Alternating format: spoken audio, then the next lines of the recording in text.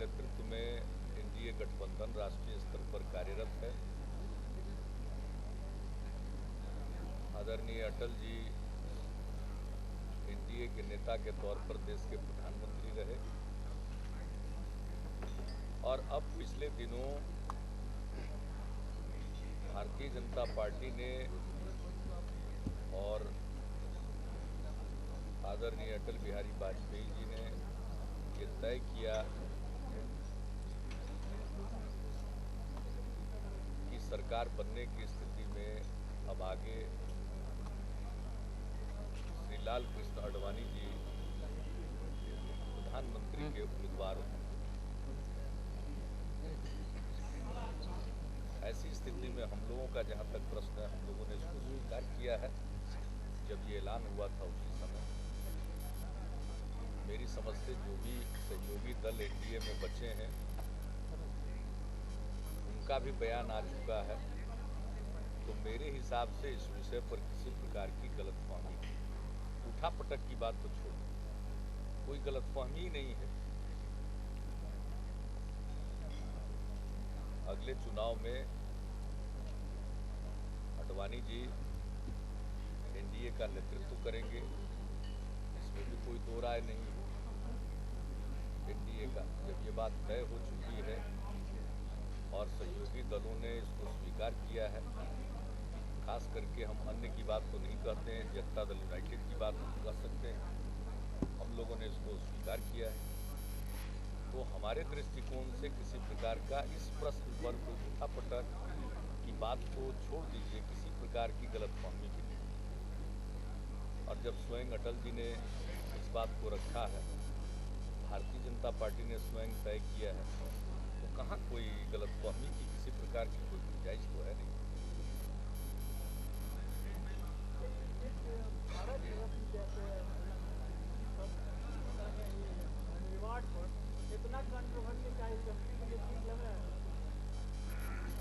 मेरे हिसाब से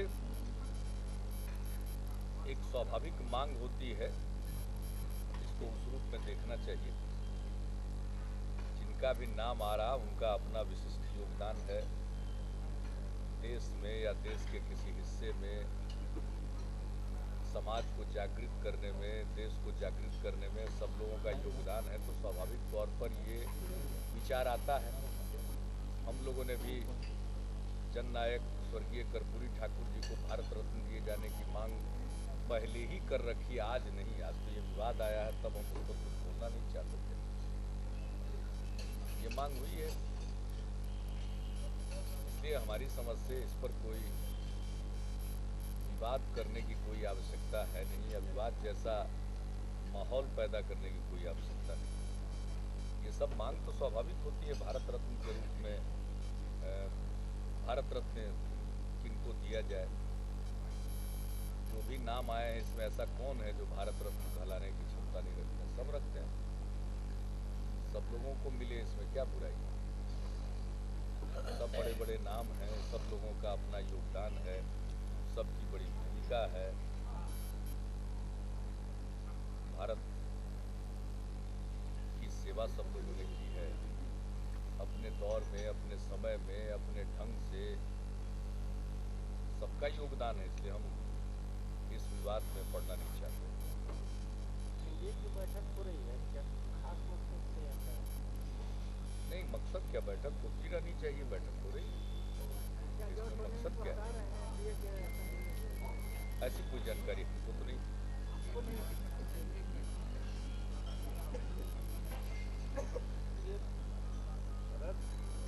ऐसा हमको नहीं पता। लेकिन सब्जेक्ट तो होगा ही नहीं। सब्जेक्ट की कमी है, ये सरकार पूरे तौर पर विफल है। केंद्र सरकार एक तरह से बिल्कुल कहिए कि पैरालाइज्ड है, कोई काम नहीं हो रहा है, रोज अनिश्चय का बादल छाया हुआ है। ये तो पूरे तौर पर दिखाई पड़ रहा है। महंगाई बढ़ती जा रही है, किसानों की हालत बद से बदतर होती जा रही है, यहाँ किसानों को कीमत नहीं मिलती है, बाहर से आयात हो रहा है। तो एक नहीं अनेक मुद्दे हैं जिससे पूरा लगता है कि पैरालाइज्ड है। और देश में जहाँ कहीं भी जो ज़रूरत है केंद्र को जो मदद करनी चाहिए वो केंद्र मदद नहीं कर रहा है। अब बिहार जैसे राज्य में जहाँ यूपीए के पार्टनर लोग यहाँ सड़क पर मांग कर रहे हैं, बिजली बिजली बोल रहे हैं, और हम लोग पहले ही से कह रहे हैं कि बिजली और दो, कम से कम हमारा जो कोटा है वो बिजली दो। तो इन सारे विषयों पर किसी को सुनने का और निर्णय लेने का की फुर्सत है नहीं। तो ऐसा लग रहा है कि केंद्र की स्थिति ठीक नहीं है। हम कोई चुनाव की भविष्यवाणी नहीं कर रहे, लेकिन पूरा माहौल ऐसा लग रहा है। तो ऐसी परिस्थिति में एनडीए सशक्त विपक्ष के नाते अपना फर्ज निभाएगा और बैठ करके इन सब विषयों पर चर्चा होगी। बिहार में इतना पॉलिटिकली इस मामले को लिया जा रहा है कि बिजली संकट जो भी राजनीति, आज बिजली का मुद्दा जनता दरबार, जनता उस तरीके से नहीं, हाँ, तो लोगों को भरोसा है। एक तो बात साफ है कि हमने विषयवार जनता का दरबार का कार्यक्रम आयोजित किया। अब जो इस साल के लिए विषयों का हमने वर्गीकरण कर दिया ताकि साफ तौर पर स्थिति उभर कर आए कि किस चीज़ को लेकर लोग चिंतित हैं। तो पुलिस और भूमि संबंधी मामलों को एक साथ हमने दिया। आपने देखा भारी भीड़, तो पुलिस से संबंधित समस्याएं हैं, जमीन से संबंधित समस्याएं हैं, लोग अपनी समस्या लेकर आ रहे हैं। हमने आज बिजली पानी सड़क रखा, तो आपने देखा कम लोग आए। मतलब इन चीज़ों पर सरकार के द्वारा जो काम किया जा रहा है उसके चलते इस क्षेत्र में विकास पर लोगों को भरोसा है, लोगों को दिख रहा है। और ये प्रश्न आपने बहुत ठीक पूछा। बिजली की किल्लत को लेकर के लोग बोल रहे हैं, और आज जिस प्रकार से अब बिजली के सवाल पर आए कि हमारे गांव में बिजली लगनी चाहिए, आए कम संख्या में लोग थे। कई लोगों को ये शिकायत है, उनके बिलिंग की शिकायत है। कोई कह रहा है कि बिजली हमारे बिल को माफ़ कर दीजिए, आदि आदि। मतलब उसके डिटेल में जाने की आवश्यकता नहीं है, लेकिन आपने देखा कि ऐसा कोई चित्र नहीं उभर रहा है। यानी इस मामले में, सड़क के मामले में, पीने के पानी और सिंचाई के मामले में, बिजली के मामले में हमारी सरकार के द्वारा जो कुछ भी किया जा रहा है उससे आम तौर पर लोगों को संतोष है और भरोसा है। अब रही बात जो बात कर रहे हैं बिजली की किल्लत, ऐसा लग रहा है जैसे कल ये किल्लत नहीं थी।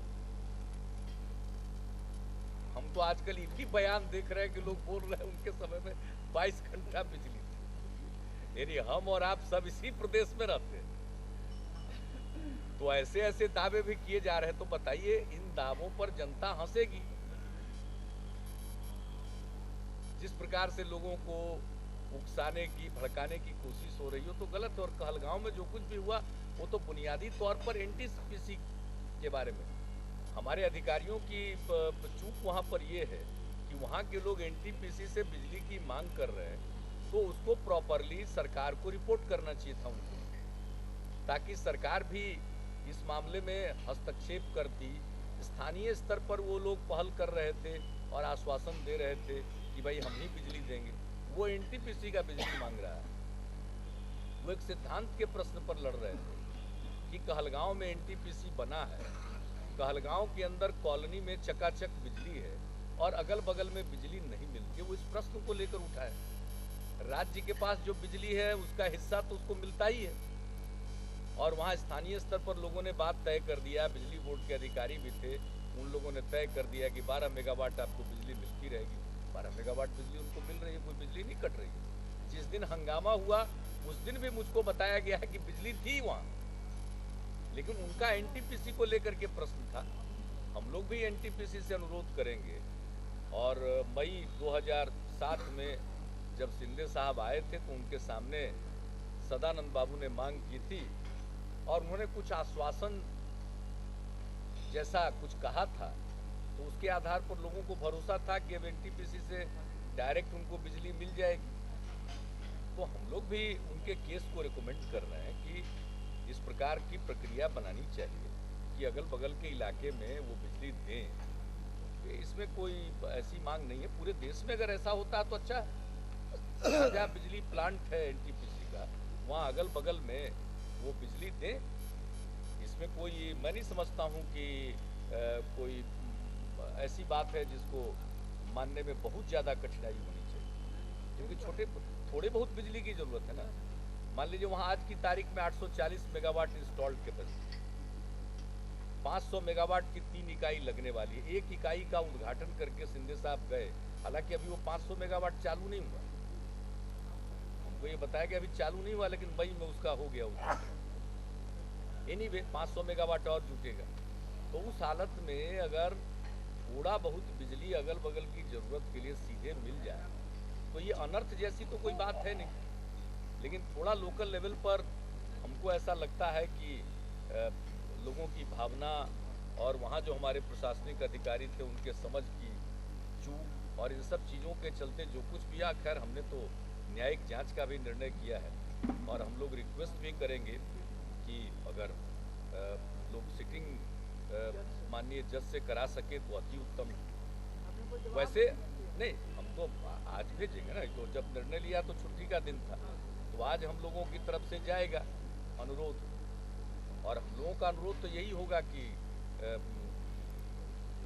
जो सेवारत हैं माननीय कोई न्यायमूर्ति से जांच कराई जाए तो अच्छा है। हमारा प्रस्ताव जाएगा, बाकी उसकी एक प्रक्रिया है, उसमें कुछ थोड़ा बहुत वक्त लगता है, वो तो स्वाभाविक है, लेकिन वो तो सारी बातों की जांच हो जाएगी। हमने जो प्रथम दृष्टया जो लगा, हमारे अधिकारी गए थे, हमने भेजा था, तो उसके आधार पर हम लोगों ने कार्रवाई भी की है। कल भी वरिष्ठ अधिकारी वहाँ पर मौजूद थे, देर तक लोगों से बातचीत हुई है, तो हम उनकी भावना के साथ कहलगांव के लोगों को जो कुछ भी वाकया हुआ वो हमें दुख है इस बात का, उसके लिए जो कार्रवाई हो सकती है हम लोग कर रहे हैं। लेकिन ये मांग कि एनटीपीसी से स्थानीय स्तर पर थोड़ी बिजली मिल जाए, वो ऐसी मांग नहीं है जिस पर गौर नहीं किया जाना चाहिए। मैं भी अनुशंसा करूंगा, सिफारिश करूंगा कि उनके इस मांग पर गौर किया जाए, और तब जबकि शिंदे साहब की मौजूदगी में ये मांग उठी और जो कुछ भी उन्होंने कहा, उसके बाद इस पर आगे की कार्रवाई होनी चाहिए। बिहार सरकार की तरफ से भी एनटीपीसी को कहा जा रहा है, अनुरोध किया जा रहा है, तो हम तो अनुरोध ही कर सकते हैं, निर्णय लेना तो उनका काम। बिजली के सवाल पर हमने 29 तारीख को सर्वदलीय बैठक बुलाई है, और मैं सारे विपक्षी राजनीतिक दलों से अनुरोध करूंगा कि ये कोई राजनीतिक मुद्दा बनाने का विषय नहीं है, और मैं नहीं समझता हूँ, ट्राई करना हो ट्राई कर लें, ये कोई राजनीतिक मुद्दा नहीं बन पाएगा। और जिस दिन ये राजनीतिक मुद्दा अगर बन पाया तो मैं इतना ही कहूँगा कि ये उन्हीं पर भारी पड़ेगा, क्योंकि राज्य सरकार बिल्कुल स्पष्ट है, हमारे पास जो भी है हम इसके लिए भी तैयार हैं, किस दिन एवरेज कितनी बिजली हमको मिल रही है और क्या एलोकेशन बिजली का कहाँ कहाँ दिया जा रहा है, इसका चार्ट भी हमने कहा है बिजली बोर्ड के अध्यक्ष को कि जारी करें। हमारे पास जो बिजली रहेगी वो तो दी जाएगी, लेकिन बिजली है नहीं, बिजली की जरूरत ज़्यादा है, उस हिसाब से उपलब्धता कम है। और हम लोगों की सरकार आने के बाद हम लोगों की पहल पर काम बरौनी का शुरू हुआ, आज एक इकाई चालू हो गई। कांटी में भी अभी एनटीपीसी के अधिकारी आए थे, हमसे मिलकर गए हैं 3 दिन पहले, वो आश्वासन देकर गए हैं कि बहुत जल्दी चालू करेंगे, तो वहां से भी थोड़ी बिजली मिलने लगेगी। लेकिन मुख्य रूप से अभी तो हमारी निर्भरता, हम लोग बार बार बता रहे हैं कि केंद्रीय क्षेत्र पर ही है, और वो जो 1170 मेगावाट जोड़ करके हमारा कोटा होता है, अगर उसके विरुद्ध कभी 400 मेगावाट, कभी 500 मेगावाट, कभी 600 मेगावाट, कभी 700 मेगावाट, कभी 800 मेगावाट मिलेगा, तो कैसे एक हद तक भी लोगों की ज़रूरतों को पूरा किया जा सकता है। इसलिए हम लोग तो बिजली की उपलब्धता, बिजली की स्थिति, बिजली के लोकेशन, सब के बारे में पूरी जानकारी हम विपक्ष को देंगे और जनता को भी देना चाहते हैं। इसलिए राजनीतिक मुद्दा ने सब मिलकर के जोर लगाइए, थोड़ा बिजली का आवंटन और बिहार के लिए बढ़ जाए। और हम लोगों के जो इनिशिएटिव है वो इनिशिएटिव हो चुके हैं। बरौनी में 500 मेगावाट की इकाई और लगाएंगे हम लोग, कांटी में एनटीपीसी के साथ बातचीत हो गई है, 500 मेगावाट वहाँ लगाएंगे। एनटीपीसी के साथ मिलकर के नबीनगर में 2000 मेगावाट की इकाई डालेंगे। तो ये सब जब तय हो गया तो इसका परिणाम आगे के वर्षों में आएगा। लेकिन अगर आज कह दें कि बिजली आ जाए, तो बिजली तो सड़क है नहीं कि आपने तय कर दिया और सड़क पर 6 महीने के अंदर काम शुरू हो जाए। बिजली का प्लांट है, लंबा जेस्टेशन पीरियड होता है, समय लगेगा, ये हर किसी को समझना चाहिए। तो अगर लोगों को के बीच में डिसइंफॉर्मेशन चला करके कोई राजनीतिक उपलब्धि मिल जाएगी, मैं ऐसा नहीं मानता हूँ। क्योंकि अगर कोई डिसइंफॉर्मेशन कैंपेन चलाएगा तो हम भी इंफॉर्मेशन कैंपेन भी तो चलाएंगे। हम कोई विवाद नहीं कर रहे हैं, हम तो सच्चाई रख रहे हैं। हम तो विपक्ष का सहयोग मांग रहे हैं कि केंद्र की सत्ता में वो बैठे हुए सहयोग दे, सब लोग मिलकर के इसका समाधान करें। इसलिए इंतजार करना चाहिए, 29 को बैठे हम लोग। कोई बिजली की समस्या ऐसी तो है नहीं कि आज कुछ कर देने से कल ठीक हो जाएगी। हाँ, थोड़ा सुधार आ सकता है अगर केंद्र हमारी मदद करे। पता है, पिछले साल से हम आग्रह कर रहे हैं 200 मेगावाट बढ़ा दीजिए, 300 मेगावाट मांगा, कहा 300 मेगावाट नहीं तो 200 मेगावाट दे दीजिए। भाई ऐसा क्या है जो इतनी मामूली मात्रा में बिजली से हमारी मदद नहीं कर सकते? तो हम तो सबसे आग्रह करेंगे, ये ऐसा विषय ही नहीं। और रही कहलगांव की घटना, हमने कार्रवाई कर दी है, कोई बताए इससे अधिक और क्या कार्रवाई संभव है? पहला दिन मांग किया जुडिशियल इंक्वायरी, हमने जुडिशियल इंक्वायरी कर दी। अब इसके बाद आरजेडी के अध्यक्ष कहते हैं कि आई बात है। भाई कमाल है, तो मांग क्यों किया? मांग क्यों किया? हमने खुद ही कहा है कि भाई हम लोग भी चाहते हैं। इसमें क्या मतभेद है? किसी ने गलती की है तो उस पर तो जो कानूनी प्रावधान है उसी के हिसाब से कार्रवाई होगी। और पहली नजर में जो हम लोगों को लगा, हमने सस्पेंड भी किया। अब इसके बाद पूरी जांच होगी, एक तो विभागीय कार्रवाई चलेगी, अलग जुडिशियल इंक्वायरी होगी। हम लोगों को लगा कि साहब जांच का जो भी फलाफल हो उसको बिना प्रभावित किए हुए जो मृतक हैं उनके परिजनों को जितनी हम अनुग्रह राशि दे सकते हैं वो फैसला कर लिया। वहाँ के लोगों की मांग थी कि साहब हम लोग आंदोलन कर रहे थे, हम लोगों को पकड़ लिया था, तो ये भी हुआ कि नहीं आप इनको छोड़िए, क्योंकि हम नहीं मानते कि कोई उनका आंदोलन ऐसा था जिसको कहा जाए कि बिल्कुल गलत था या इलॉजिकल था। जैसा हमने पहले एक्सप्लेन किया, इसमें तो लॉजिक है ना भाई। वो लोग कॉलोनी में बिजली देखते हैं तो बगल में नहीं बिजली रहे तो उन लोगों को फील होता है कि भाई हमारी जमीन पर है। तो ऐसी मांग हम इसको नहीं मानते, इसको स्वाभाविक और एक डेमोक्रेटिक टेम्परामेंट रखना चाहिए। ऐसी मांग अगर है तो इस पर ध्यान देना चाहिए। और देखिए, हर हालत में अगर कहीं बड़ा बिजली घर आता है या कोई बड़ा संयंत्र आता है तो उसको तो स्वाभाविक तौर पर लोकल एरिया में कुछ विकास का काम करना पड़ता है ताकि स्थानीय पॉपुलेशन के साथ उनके अच्छे ताल्लुकात रहें। तो हम चाहेंगे, हम एनटीपीसी को भी मदद करते हैं, एनटीपीसी को भी जो मदद की जरूरत होगी हम लोग मदद करेंगे। लेकिन अब स्थानीय स्तर पर हो गया, हमारे जो अधिकारी वहाँ पोस्टेड होते हैं वो एनटीपीसी के अंदर ही कहीं कहीं रहते हैं। तो अब सख्त हिदायत दी गई है कि वो बिहार सरकार के द्वारा प्रदत्त आवास में रहेंगे, एनटीपीसी में नहीं रहेंगे। और न एनटीपीसी के गेस्ट हाउस में कोई हमारा सरकारी अधिकारी किसी प्रकार का व्यक्तिगत जश्न आयोजित करेगा। बर्थडे पार्टी या किसी तरह का इस प्रकार का आयोजन एनटीपीसी के कैंपस में नहीं होगा। अगर आगे कभी इसके बारे में शिकायत मिली तो प्रशासनिक कार्रवाई की जाएगी, सख्त कार्रवाई की जाएगी। गलत चीज है।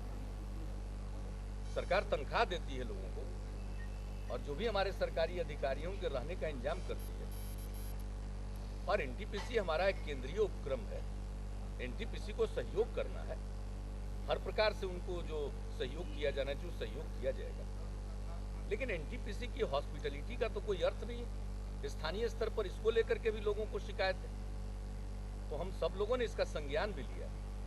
इसलिए विवाद क्या है, कौन सी ऐसी बात है जिसको लेकर के लोग आंदोलन कर रहे हैं?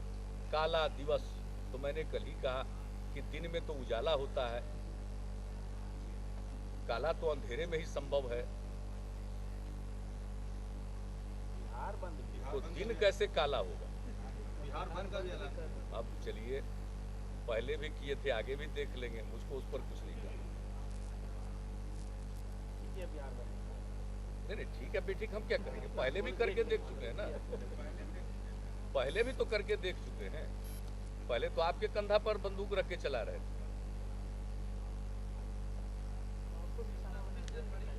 अब निशाना तो हम ही रखते हैं। मुख्यमंत्री जी, 2 राज्यों ने अपने आप को बीमारू कैटेगरी से अलग करने का दावा किया, बिहार कब मिलता है? हम ये सब दावा नहीं करते हैं। हमको लगता है कि आप ही लोग अध्ययन करके अलग कर दीजिए, वो दिन दूर नहीं है। आप लोग ही अध्ययन करके, जो अध्ययन करने वाली एजेंसियां हैं वो तय करेंगी। लेकिन आज तो हम पिछड़े हैं। हमारा संकल्प है कि हम बीमारू थोड़े ही रहेंगे, हम विकसित बनेंगे और उसी हिसाब से काम हो रहा है। और आप देख रहे हैं कि जितना इनिशिएटिव इंफ्रास्ट्रक्चर के क्षेत्र में, शिक्षा के क्षेत्र में, स्वास्थ्य के क्षेत्र में हम लोगों का है, कानून का राज स्थापित करने के क्षेत्र में, समाज में शांति, सद्भाव, सांप्रदायिक सद्भाव, सामाजिक सद्भाव कायम रखने के लिए जो पहल है, समाज के सभी तबकों को साथ लेकर चलने की जो राजनीतिक पहल भी है, ये सब मिला करके हमारे राज्य को विकसित राज्य बनाएगा। हम बीमारू क्यों रहेंगे? लेकिन आज तो हैं, आज इसमें जो सच्चाई है वो तो सच्चाई है। आखिरकार इसी बीमारू का इलाज करने के लिए तो लोगों ने हम लोगों को चुना है, तो इलाज करेंगे और कर रहे हैं। दिल्ली जा रहे हैं तो अरे तो मिलते ही रहते हैं। तो अभी अब सब चीज यहीं से होगा कि कुछ वहां जाएंगे तो वहां से भी कुछ खबर मिलेगी आपको। कि हमने ग्रामीण विकास विभाग को कहा और पंचायती राज विभाग को हमने कहा प्रमुख लोगों के द्वारा जो आज हमारे पास ज्ञापन दिया गया है, उस ज्ञापन पर विचार करके पहले पंचायती राज विभाग के मंत्री इनके साथ बातचीत करेंगे।